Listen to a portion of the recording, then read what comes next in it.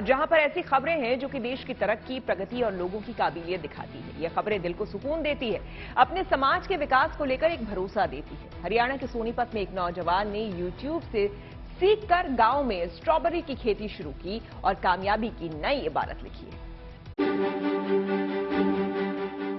फसल हाथ में है, पैकिंग चल रही है और बस अब इसे सफर करना है मार्केट तक का, जिसके बाद ये लोगों के किचन या फिर प्लेट का हिस्सा होगी और इसके बाद मुनाफा हरियाणा के सोनीपत में अंकित की जेब में जाएगा।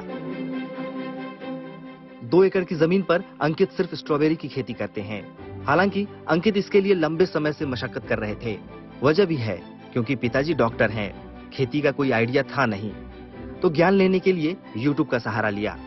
5 साल पहले से यूट्यूब देखना शुरू कर दिया, खेती भी की, लेकिन अब जाकर कमाई लाखों में पहुंच गई है।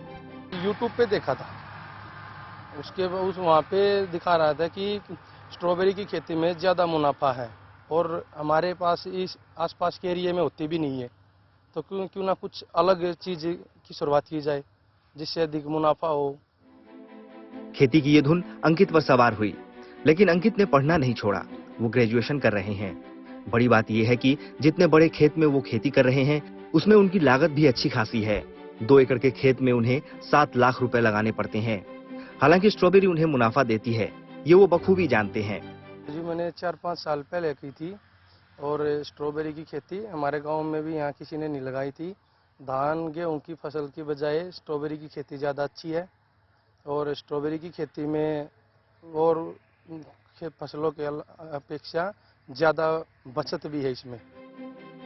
हरियाणा की पहचान ही खेती और खेल है। यहाँ इसमें भी अव्वल आने की प्रतियोगिताएं चलती रहती हैं। ये बात सही है कि खेतों की खिलाड़ी जैसे भी हों, खतरों से खेलना सभी को पड़ता है। हालांकि समय और संसाधन की बचत के मामले में अंकित नई मिसाल बन गए हैं। सोनीपत से पवन राठी, गुड न्यूज टुडे।